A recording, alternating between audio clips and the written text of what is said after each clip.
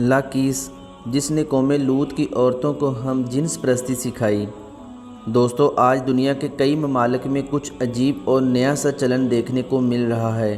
لوگ اپنی محبت اور رشتے ایسے بنا رہے ہیں کہ اب مرد مرد کے ساتھ صرف بات چیت یا دوستی نہیں بلکہ جسمانی تعلق بنانے لگے ہیں۔ بسم اللہ الرحمن الرحیم۔ السلام علیکم ورحمۃ اللہ وبرکاتہ۔ میں ہوں محمد اختر اور آپ لوگ دیکھ رہے ہیں میرا یوٹیوب چینل کرما والا ٹی وی۔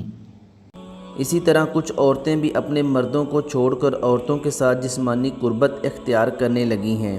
یہ بات شاید سن کر آپ کو حیرت ہو، لیکن یہ حقیقت ہے جسے نظر انداز نہیں کیا جا سکتا۔ یہ سب کچھ آج سے شروع نہیں ہوا بلکہ بہت پہلے ایک بدبخت شیطان تھا جس کا نام لاکیس تھا۔ یہ وہی شیطان تھا جس نے انسانوں کے دلوں اور جسموں کی محبت کا رخ اپنی ہی جنس کی طرف موڑ دیا، یعنی عورت کا عورت کے ساتھ اور مرد کا مرد کے ساتھ جسمانی تعلق بنانے کا آغاز کیا۔ اسی شیطان لاکیس سے ہوا تھا۔ یہ لاکیس کون تھا اور اس نے عورتوں کو عورتوں کی طرف مائل کیسے کیا؟ مکمل قصہ آپ اس ویڈیو میں جانیں گے۔ کس طرح قوم لوط کی عورتیں اس شیطان لاکیس کی چال میں آ گئی تھیں، اور آج کی دنیا میں جو ہم جنس پرستی پھیل رہی ہے، کیا وہ اسی لاکیس کے واقعات ہیں؟ ناظرین، یہ سب کچھ آپ اس ویڈیو میں دیکھیں گے، اور یہ ویڈیو وہ آئینہ ہے جس میں آپ ہم جنس پرستی کی جڑ تک پہنچ جائیں گے۔ تو ویڈیو سے نظر مت ہٹائیے، جو کچھ آگے آنے والا ہے وہ نہ صرف حیران کرے گا بلکہ آنکھیں کھول دے گا۔ تو ناظرین، ہم جنس پرستی کا یہ قصہ یوں بیان ہوا ہے کہ اردن کے شہر صدوم کے گرد و نواح میں 5 خوبصورت شہر آباد تھے، جن میں ہر ایک کی آبادی 1 لاکھ سے زیادہ تھی۔ یہ علاقے نہایت سرسبز و شاداب اور قدرت کی فیاضی کا حسین شاہکار تھے۔ باغات کی کثرت تھی اور لہلہاتے کھیت یہاں کی بازیوں کی ضروریات سے کہیں زیادہ تھیں، اور یہی وجہ تھی کہ قرب و جوار کی بستیوں کے باسی بھی اپنی معاشی و غذائی ضروریات کے لیے ان بستیوں کا رخ کیا کرتے تھے۔ مگر یہ بات ان بستیوں کے لوگوں کو بالکل بھی پسند نہ تھی۔ ان کے خیال میں ان کی بستیوں میں پیدا ہونے والے پھلوں، اناج اور سبزیوں پر صرف انہی کا حق ہے۔ ان کی شدید خواہش تھی کہ دوسری بستیوں کے لوگ ان کے علاقے میں نہ آئیں، لیکن یہ انہیں منع کرنے سے بھی ڈرتے تھے۔ جب کوئی قوم اللہ کی دی ہوئی نعمتوں کا شکر ادا کرنے کی بجائے غرور اور تکبر اور عادات بد میں مبتلا ہو جائے تو ایسے لوگوں کے دل و دماغ پر شیطان قابض ہو جاتا ہے، اور پھر یہ ابلیس کے نقش قدم پر چلنے لگتے ہیں۔ لہٰذا ایک دن بستی کے لوگ باہر سے آنے والے لوگوں کو روکنے کے لیے طریقہ کار پر غور فکر کرنے لگے کہ شیطان لاکیس بن ابلیس ایک بزرگ کی شکل میں ان کی محفل میں آیا اور کہا، اگر تم ان بازیوں سے پیچھا چھڑانا چاہتے ہو تو میرے کہنے پر عمل کرو۔ اجنبی بزرگ کی بات سب نے نہایت توجہ سے سنی اور طریقہ بتانے پر اصرار کیا۔ تو ناظرین، لاکیس بن ابلیس نے کہا، میں کل بتاؤں گا۔ دوسرے دن بدبخت لاکیس بن ابلیس خود ایک خوبصورت نوعمر لڑکے کے بھیس میں آیا اور انہیں اپنی عورتوں کی بجائے مردوں کے ساتھ فعل بد کرنا سکھایا۔ اس طرح لاکیس بن ابلیس کے کہنے پر اس بدکاری کے موجد یہی ملعون لوگ تھے۔ انہوں نے شیطان کی ایمان پر ایک ایسا گناہ ایجاد کیا جس کا اولاد آدم میں اس سے پہلے کسی کو خیال تک نہیں تھا۔ لاکیس بن ابلیس نے ان لوگوں سے کہا، اگر تم لوگ مہمانوں کی آمد سے نجات چاہتے ہو تو اس کی تدبیر بس یہی ہے کہ زبردستی ان کے ساتھ بدفعلی کرو۔ لہٰذا سب سے پہلے لاکیس بن ابلیس خود ایک خوبصورت لڑکے کی شکل میں ظاہر ہوا اور اپنے ساتھ ان لوگوں سے خوب بدفعلی کرائی۔ پھر رفتہ رفتہ اس برے کام کے یہ لوگ اس قدر عادی ہو گئے کہ عورتوں کو چھوڑ کر مردوں سے اپنی شہوت پوری کرنے لگے۔ بدبخت لاکیس نے مردوں کو فساد میں مبتلا کر دیا تھا، لیکن اس کی شیطانی سازش ابھی بھی ختم نہیں ہوئی تھی۔ اب باری تھی عورتوں کی۔ وہ جانتا تھا اگر عورتوں کو بھی بدفعلی کی طرف مائل کر دیا جائے تو اس برے عمل کی گرفت مضبوط ہو جائے گی۔ لہٰذا ایک دن بدبخت لاکیس نے اپنے مردانہ انداز کو بدلا اور ایک عورت کی شکل میں ظاہر ہوا۔ وہ علاقے میں اس عورت کے پاس گیا جو سب سے زیادہ خوبصورت اور دلکش تھی، اور اس کے ذہن میں ایسے وسوسے ڈالنے لگا جو نہایت خطرناک اور گمراہ کن تھے۔ اس نے کہا تمہارے مرد تو تمہارے پاس نہیں آتے، وہ تمہارے وفادار نہیں، وہ اپنی خواہشات کو تمہارے بغیر ہی دوسرے مردوں سے پورا کرتے ہیں، تمہاری خوبصورتی اور جوانی بیکار ہو رہی ہے، تم کب تک ان مردوں کی بے وفائی سہتی رہو گی؟ کب تک اپنی تنہائی کو برداشت کرتی رہو گی؟ تم کوئی کمزور یا لاشعور نہیں، اگر وہ مرد تمہیں چھوڑ چکے ہیں تو تم بھی انہیں احساس دلاؤ کہ تمہیں بھی خوشی چاہیے، تمہیں بھی محبت کا حق ہے، ان سے بدلہ لو جس طرح وہ تمہیں چھوڑ کر دوسروں کے ساتھ لگے ہوئے ہیں، تم بھی اپنی ہی جیسی عورتوں کے ساتھ محبت کرو تاکہ وہ بھی جان لیں کہ عورت صرف رو کر رہ جانے والی مخلوق نہیں، وہ بھی بدلہ لینا جانتی ہیں۔ یہ وسوسے سن کر وہ اور چونک گئیں، لیکن بدبخت لاکیس نے اسے اپنے دلائل سے قائل کرنا شروع کیا۔ اگر مرد تمہیں نظر انداز کرتے ہیں اور اپنی خواہشات میں تمہیں چھوڑ دیتے ہیں تو تم بھی اپنی محبت اپنی ہی جنس کے ساتھ کر سکتی ہو، یہ کوئی گناہ نہیں بلکہ تمہاری طاقت کا اظہار ہے، یہ بدلہ ہے ان مردوں کا جو تمہیں چھوڑ چکے ہیں۔ اب وقت ہے کہ ہم عورتیں بھی اپنی آزادی کا مظاہرہ کریں اور اپنی خوشی کے لیے اپنے جسم کا اختیار خود رکھیں۔ یہ باتیں سن کر وہ عورت اندر سے بے چین ہوئی، اس کی آنکھوں میں شک اور غم کے ساتھ ساتھ ایک عجیب سی خواہش جاگی۔ پھر وہ عورت اپنے دل کی تمام باتیں لے کر عورتوں کے پاس گئی، اس نے ان عورتوں سے کہا ہم سب کے مرد ہمیں چھوڑ چکے ہیں، وہ اپنی خواہشات کے لیے ہمارے ساتھ نہیں آتے، ہم تنہا اور بے بس ہیں، لیکن اگر ہم بھی اپنی ہی عورتوں کے ساتھ محبت کریں تو ہم انہیں دکھا سکیں گے کہ ہم بھی کچھ کم نہیں، ہم اپنے جسم کے ذریعے ان کو جواب دیں گے اور یہ بدلہ ہم سب کی عزت کی بازیابی ہوگی۔ جب یہ باتیں باقی عورتوں نے سنی تو ان کے دلوں میں ہلچل مچ گئی، کچھ عورتیں شرمندہ اور خوف زدہ ہوئیں، کچھ کی آنکھوں میں غصہ ابھرا اور کچھ نے ہمت کر کے اس نئی راہ پر چلنے کا فیصلہ کیا۔ وہ سب مل کر یہ سمجھنے لگیں کہ اگر مردوں نے انہیں ترک کر دیا ہے تو وہ بھی اپنی خوشی اپنی جنس کے ساتھ تلاش کریں گی۔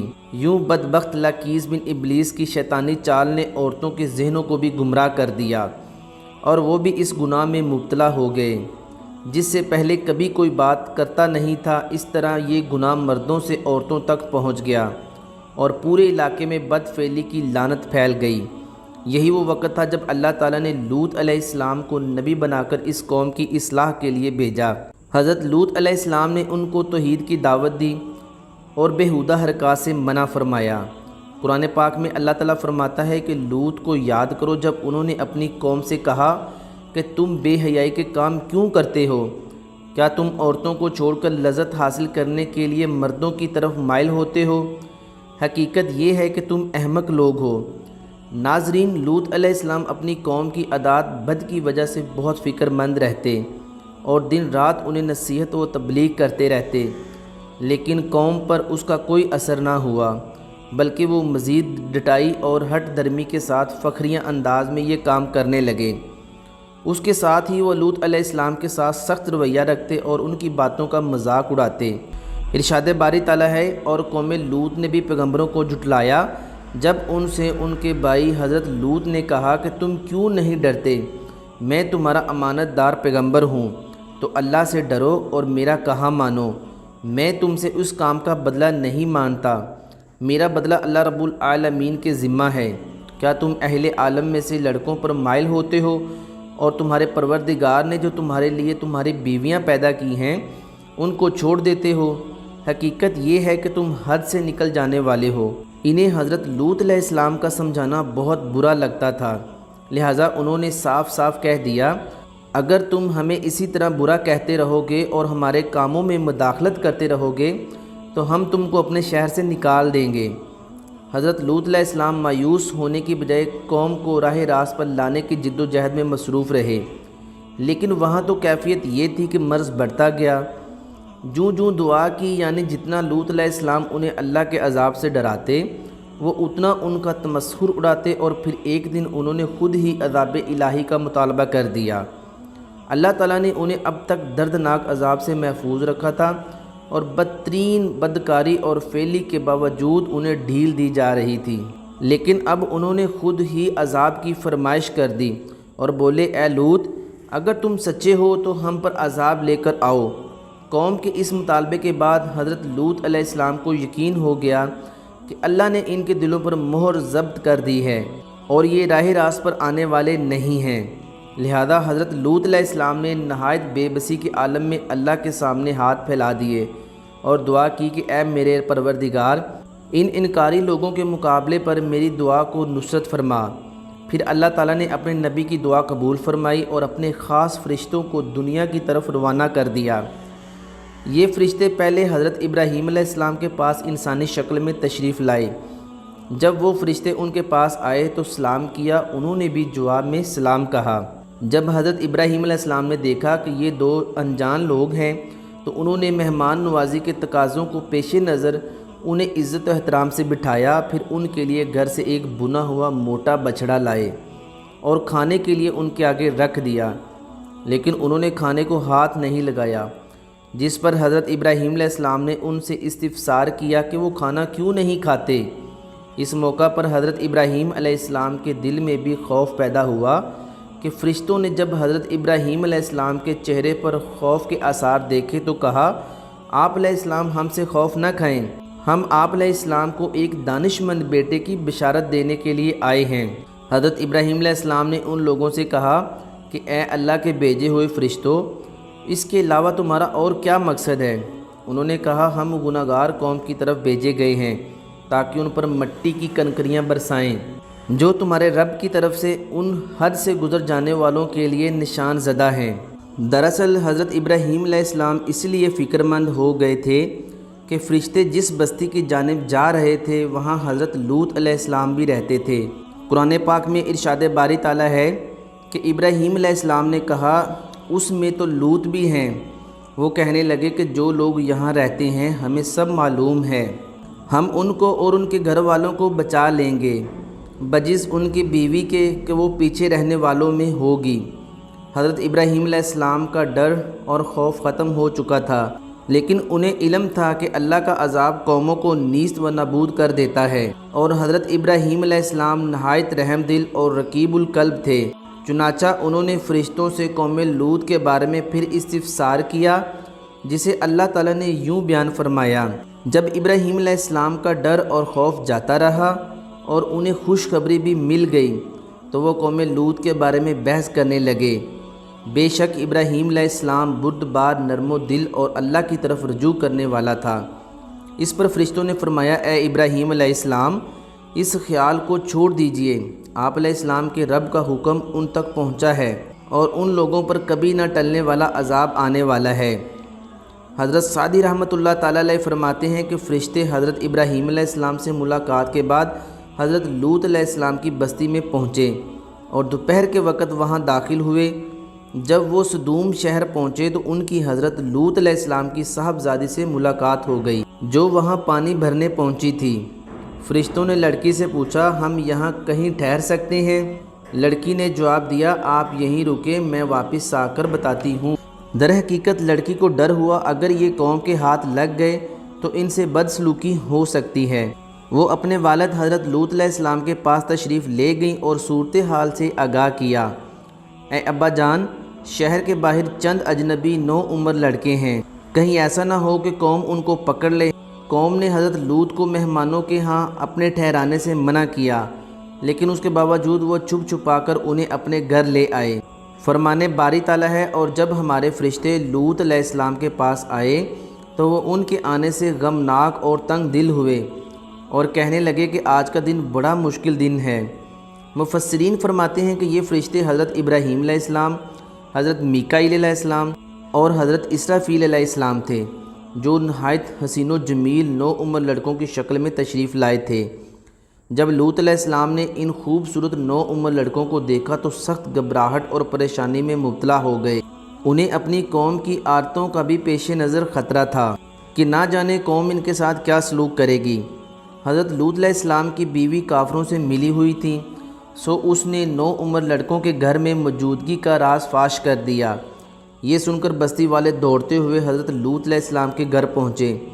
قرآن پاک میں ارشاد ہے، اور جب قوم دوڑتی ہوئی ان کے پاس پہنچی تو حضرت لوط علیہ السلام نے کہا، اے قوم، یہ جو میری قوم کی لڑکیاں ہیں یہ تمہارے لیے جائز اور پاک ہیں، اللہ سے ڈرو اور مجھے میرے مہمانوں کے بارے میں رسوا نہ کرو۔ کیا تم میں سے کوئی شائستہ آدمی نہیں؟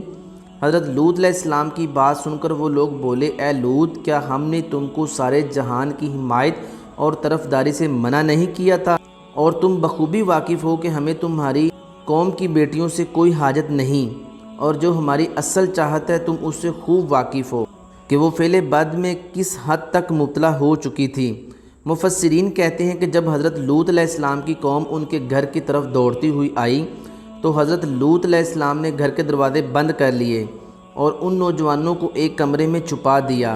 بدکار اور بے شرم لوگوں نے آپ کے گھر کا گھیراؤ کیا ہوا تھا اور ان میں سے کچھ گھر کی دیوار پر چڑھنے کی کوشش کر رہے تھے۔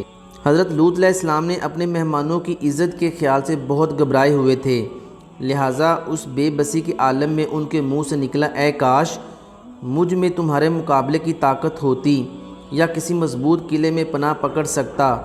فرشتے یہ سب منظر دیکھ رہے تھے۔ جب انہوں نے حضرت لوط علیہ السلام کی بے بسی اور پریشانی کا یہ عالم دیکھا تو حقیقت سے پردہ اٹھاتے ہوئے وہ یوں بولے، اے لوط، ہم تمہارے رب کے بھیجے ہوئے فرشتے ہیں، یہ لوگ ہرگز تم تک نہیں پہنچ سکیں گے۔ کچھ رات باقی رہے تو اپنے گھر والوں کو لے کر چل دو اور تم میں سے کوئی شخص پیچھے مڑ کر نہ دیکھے، مگر تمہاری بیوی ان پر آفت پڑنے والی ہے، اس پر اللہ کا عذاب نازل ہوگا۔ اللہ کے عذاب کا وعدہ صبح کے وقت کا ہے اور صبح کچھ ہی دور ہے۔ مفسرین کہتے ہیں کہ حضرت لوط علیہ السلام حقیقت حال جان کر مطمئن ہو گئے اور اپنے اہل خانہ کے ساتھ رات ہی کو نکل کھڑے ہوئے۔ بیوی بھی ان کے ساتھ تھی، لیکن کچھ دور جا کر وہ واپس اپنی قوم کی طرف پلٹ گئی اور قوم کے ساتھ جہنم رسید ہو گئی۔ قوم حضرت لوط علیہ السلام کے گھر کا دروازہ توڑنے پر مزید تھی، لہذا حضرت جبرائیل علیہ السلام نے گھر سے باہر نکل کر اپنے پر کا ایک کونا انہیں مارا، جس سے ان کی آنکھوں کے ڈھیلے باہر نکل آئے اور بصارت زائل ہو گئی۔ یہ خاص عذاب ان لوگوں کو پہنچا جو حضرت لوط علیہ السلام کے پاس بد نجتی سے آئے تھے۔ صبح کے وقت عذاب عام میں تو پوری قوم تباہ ہو گئی۔ قرآن کریم میں ارشاد ہے، اور انہوں نے لوط علیہ السلام سے ان کے مہمانوں کو لینا چاہا تو ہم نے ان کی آنکھیں اندھی کر دیں۔ ابھی صبح کا آغاز ہی ہوا تھا کہ اللہ کے حکم سے حضرت جبرائیل علیہ السلام نے بستی کو اپنے پر سے اکھیڑ دیا اور پھر اپنے بازو پر رکھ کر آسمان تک چڑھ گئے۔ 5 تک چڑھے، حتیٰ کہ آسمان والوں نے بستی کے کتوں کے بھونکنے اور مرغوں کے بولنے کی آوازیں سنی۔ پھر اس بستی کو زمین پر دے مارا، جس کے بعد ان پر پتھروں کی بارش ہوئی۔ ہر پتھر پر مرنے والے کا نام لکھا ہوا تھا۔ جب یہ پتھر ان کو لگتے تو سر پاش پاش ہو جاتے۔ صبح سویرے سے شروع ہونے والا یہ عذاب اشراق تک پوری بستی کو نیست و نابود کر چکا تھا۔ اگر کوئی شخص بستی سے باہر تھا تو اسے وہ پتھر اسی جگہ پر جا لگا جہاں وہ تھا۔ اللہ تعالیٰ نے قرآن پاک میں فرمایا کہ جب ہمارا حکم پہنچا تو ہم نے وہ بستیاں الٹ دیں اور اس زمین پر کنکر کے پتھر برسانا شروع کیے جو لگاتار گرتے رہے، جن پر تمہارے رب کی طرف سے خاص نشان بھی تھے۔ وہ ظالموں سے کچھ دور نہیں۔ قوم لوط کی خوبصورت بستیوں کو اللہ تعالیٰ نے ایک انتہائی بدبودار اور سیاہ جھیل میں تبدیل کر دیا، جس کے پانی سے رہتی دنیا تک کوئی فائدہ نہیں اٹھایا جا سکتا تھا۔ سمندر کے اس خاص حصے میں کوئی جاندار، مچھلی، مینڈک وغیرہ زندہ نہیں رہ سکتا، اس لیے اسے بحر مردار کہا جاتا ہے۔ اس کے مغرب میں اسرائیل اور مشرق میں اردن واقع ہے۔ بحر میت یا بحر مردار کا یہ علاقہ سطح سمندر سے 420 میٹر یعنی 1378 فٹ نیچے ہے۔ اس جھیل کی لمبائی 67 کلومیٹر یعنی 42 میل اور چوڑائی 18 کلومیٹر یعنی 11 میل ہے۔ اس کا پانی بے حد زیادہ نمکین ہے۔ اس کے ارد گرد کی زمین، جو کبھی دنیا کی سب سے زیادہ سرسبز و شاداب زمین تھی، بنجر اور صحرائی زمین میں تبدیل ہو چکی ہے، اور اب یہ دنیا کا ایسا مقام ہے کہ جہاں زندگی آباد نہیں ہو سکتی۔ دنیا کی 5 حسین ترین بستیوں میں آباد قوم لوط کو اللہ تعالیٰ نے 2200 قبل مسیح نیست و نابود فرما کر رہتی دنیا تک کے لیے عبرت کا نشان اور عقل و شعور رکھنے والوں کے لیے نصیحت بنا دیا۔ کچھ سال پہلے بحیرہ مردار کے ساحل پر قوم لوط کی بستیوں کے بعض تباہ شدہ آثار ظاہر ہوئے، جو کہ اللہ تعالیٰ نے 1400 برس پہلے قرآن کریم میں فرما دیا تھا۔ کہ ہم نے اس بستی کو کھلی عبرت کی نشانی بنا دیا ان لوگوں کے لیے جو عقل رکھتے ہیں۔ قرآن کی یہ آیت کوئی عام بات نہیں، یہ وہ فیصلہ ہے جو زمین پر ایک پوری قوم کی داستان کو عبرت کی مہر دے چکا ہے۔ قوم لوط کی بستی وہی بستی جو ایک وقت میں آباد تھی، گلیاں تھیں، بازار تھے، ہنسی خوشی کی زندگی تھی، لیکن جب فطرت کے خلاف جنگ چھڑ گئی، جب انسانیت کے وقار کو پامال کیا گیا، جب نفس کو معبود بنا کر ہر حد کو پار کیا گیا، تو اللہ رب العزت کے عذاب نے آسمانوں سے زمین کو الٹ کر رکھ دیا۔ ایسی بستی جو کبھی زندہ تھی آج مردہ سمندر کہلاتی ہے۔ بحر میت ایسا سمندر جو زمین پر ہے مگر اس کے اندر زندگی کا کوئی وجود نہیں، نہ مچھلی، نہ پودا، حرکت، نہ سانس، اور یہی نہیں، اس کی فضا ایسی بوجھل، ایسی خطرناک ہے کہ وہاں کچھ دیر ٹھہرنا انسان کی روح کو ہلا کر رکھ دیتا ہے۔ یہ وہ علاقہ ہے جہاں پانی زمین سے نیچے نہیں بلکہ ہر چیز اوپر تیرتی ہے۔ یہ وہ مقام ہے جہاں زندگی مر چکی ہے، اور یہ صرف تباہی نہیں بلکہ روحانی موت کی نشانی بھی ہے۔ اب سوال یہ ہے کہ یہ نشانیاں ہم کس لیے دیکھتے ہیں؟ کیا یہ صرف قصے کہانیاں ہیں؟ کیا یہ صرف تاریخ کے صفحات کا حصہ ہے؟ نہیں دوستو، بلکہ یہ ہم سب کے لیے وارننگ ہے۔ ہم آج کہاں کھڑے ہیں؟ آج کا معاشرہ وہی راستہ اختیار کر چکا ہے۔ قوم لوط کا عمل جو کل گناہ کبیرہ تھا آج شخصیت آزادی بن چکا ہے۔ کل جسے بدکاری سمجھا جاتا تھا آج اسے محبت کا نام دیا جا رہا ہے۔ اب کوئی لاکیس اس عورت کو نہیں بہکا رہا، بلکہ آج میڈیا، سوشل نیٹ ورک، ڈرامے، فلمیں اور تعلیمی ادارے لاکیس بن چکے ہیں۔ یہ سب مل کر انسان کے دماغ میں یہ زہر بھر رہے ہیں کہ تمہارا جسم تم جو چاہے کرو، نہ رب کا خوف، نہ فطرت کا لحاظ، نہ اخلاق کی قے۔ آج کا نوجوان یہ سمجھتا ہے کہ جو چاہے، جس کے ساتھ چاہے، جیسے چاہے، اس پر کوئی روک ٹوک نہیں، نہ کسی کا حق ہے۔ لیکن جب قوم لوط نے یہی سوچ اپنا لی تھی تو زمین ان کے لیے تنگ کر دی گئی، آسمان سے پتھروں کی بارش ہوئی اور زمین نے ان کے جسموں کو نگل لیا۔ مگر ہم عبرت کب حاصل کریں گے؟